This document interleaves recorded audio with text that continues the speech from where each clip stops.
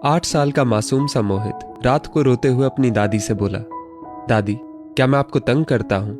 क्या मैं गंदा हूं जो आप मुझे छोड़कर दूसरी जगह जा रही हो? स्कूल से आने के बाद अब कौन मुझे घर में घुसते ही गले लगाएगा और प्यार से मुझको अपने हाथों से खाना खिलाएगा? मोहित दादी के गले लगते हुए बोला, बोलो ना दादी, आखिर आपने मम्मी पापा से दूसरी जगह जाने की बात क्यों कही? क्यों मानी आपने उनकी बात? दादी, मना कर दो ना प्लीज पापा को, बोल दो आपको नहीं जाना उस ओल्ड एज होम में। गीता देवी की आंखों से अपने पोते की ये दशा देखकर आंसुओं के बड़े बड़े मोती गिरने लगे। गीता देवी ये समझ नहीं पा रही थी कि अपने इस अबोध बच्चे को वो ये कैसे समझाए कि वो अपने इस लाडले से 1 मिनट भी दूर नहीं होना चाहती। पर घर में रोज रोज हो रही किचकिच बेटे बहू में सुबह उठते ही उनके मुद्दे को लेकर कहा सुनी होने लगती है, किसी न किसी बात को लेकर। बेटा बहू दोनों नौकरी पेशा है, दोनों अपनी जिंदगी में इतने व्यस्त हैं कि उनको गीता देवी की जिम्मेदारी अपनी तरक्की में रुकावट लगने लगी है। जब बेटा बोलता है अपनी बीवी से कि माँ का ये काम तुम कर दो, तो बीवी पलट कर बोलती है, मेरे ढेरों ऑफिस के काम है, तुम्हारी माँ है, तुम करो। कभी कभी गीता देवी के जोड़ों में भयंकर दर्द उठ जाता, उनसे खड़ा भी नहीं हुआ जाता। उस भयंकर दर्द में गीता देवी को खड़ा होने के लिए सहारे की जरूरत होती।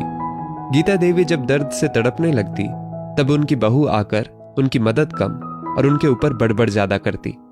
मुझसे आपकी माँ की सेवा नहीं होगी और इनके लिए फुल टाइम मेड हम रख नहीं सकते, हमारे पास इतने पैसे नहीं है।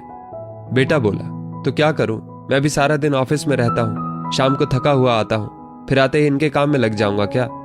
बहू बोली, अच्छा तो मैं कौन सा ऑफिस से फ्रेश होकर आती हूँ, मैं भी अच्छी खासी थकी हुई होती हूँ। गीता जी की बहू सोफे पर बैठते हुए बोली, हे भगवान, इस आफत का हम क्या करें? थोड़ी देर चुप रहने के बाद बोली, सुनो, हम माँ को ओल्ड एज होम में शिफ्ट कर देते हैं, माँ की अच्छे से केयर हो जाएगी।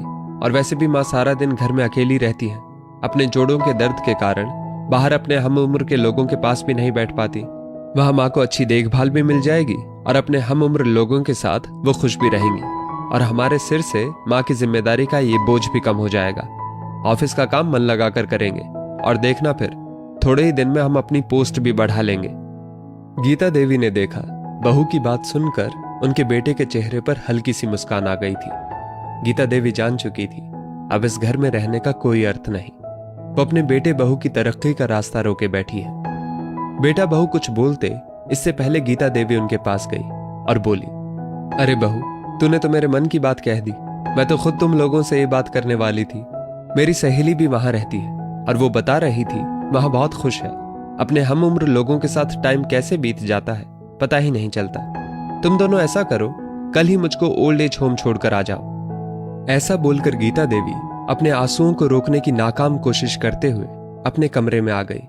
उधर बेटा बहू खुश हो रहे थे कि चलो, माँ भी यही चाहती है। इस सच से अनजान कि माँ ने ये फैसला अपने दिल पर पत्थर रखकर उनकी खुशी के लिए लिया है। वो तो ना अपने पोते से और ना ही अपने बेटे बहू से 1 मिनट भी दूर होना चाहती थी, पर हालातों ने उनको ये फैसला लेने के लिए मजबूर कर दिया था। बोलो ना दादी, आप मेरे बिना रह लोगी क्या? मोहित की बात सुनकर दादी अपनी सोच से बाहर निकली। मोहित ने रो रो कर अपनी दोनों आंखें लाल कर ली थी। गीता देवी का दिल अंदर ही अंदर रो रहा था। मोहित अपनी दादी को कट्टी बोलकर अपने कमरे में चला गया। जब सुबह हुई तो मोहित ने देखा दादी तैयार हो चुकी थी और पापा बार बार मम्मी को बोल रहे थे, अरे प्रिया, माँ का बैग अच्छे से पैक कर देना, देखना कोई जरूरी सामान ना छूटे, हर सामान को अच्छे से चेक कर लेना, माँ को वहां किसी चीज की कोई कमी ना हो। प्रिया ने बैग पैक कर साइड में रख दिया। तभी मोहित उस बैग को खोलने लगता है और उसका सारा सामान बाहर निकालने लगता है और एक पेपर पर पेन से उस बैग में जो जो सामान रखा था उसकी लिस्ट बनाने लगता है। उसको ऐसा करते देख उसके मम्मी पापा दोनों गुस्सा हो जाते हैं और बोलते हैं, सारा सामान फैला दिया, क्या तरीका है, ये क्या कर रहे हो तुम? मोहित बोला, मम्मा आपको पता है मैं हर चीज लिखकर अपने पास रखता हूँ ताकि मुझे याद रहे। मैं इस बैग के हर उस सामान की लिस्ट बना रहा हूँ जो ओल्ड एज होम जाने के टाइम पर साथ में पैक किया जाता है, क्योंकि मम्मी पापा कल आप भी बूढ़े हो जाओगे, मैं ऑफिस जाऊंगा, मेरी बीवी भी ऑफिस जाएगी, मेरे पास आपके काम करने का टाइम नहीं होगा। तो हम दोनों आपको जब ओल्ड एज होम लेकर जाएं तो ये सारा सामान उस बैग में पैक कर दें। मुझसे कोई गलती ना हो इसलिए आपसे सीख रहा हूँ। ये लिस्ट मैं अपने पास रखूंगा ताकि कोई चीज भूल ना जाऊं, क्योंकि बुढ़ापा तो सबका आता है, आपका भी धीरे धीरे आ रहा है। मोहित के मम्मी पापा के मुंह पर जैसे किसी ने ताला लगा दिया था। जड़ से होकर वो एक दूसरे को देखने लगे। दोनों के हाथ पांव में कपकपी सी होने लगी। दोनों धम से सोफे पर बैठ गए और गीता देवी को टकटकी लगाकर देखने लगे। दोनों को गीता देवी की जगह अपनी जगह दिखाई देने लगी। दोनों ने एक दूसरे को देखा और मोहित से सामान का बैग लेकर उसको माँ की अलमारी में अंदर उनके रूम में रखने चले गए। दोनों को समझ आ गया था कि अगर आज ये सामान का बैग यहां से निकल गया तो समझो एक दिन उनका बैग भी ऐसे ही तैयार होकर उनके साथ निकल जाएगा।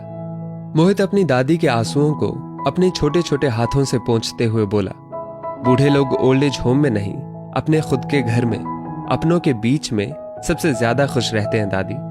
आपका बोला गया झूठ आपकी रोती हुई आंखों से मैंने जान लिया था दादी।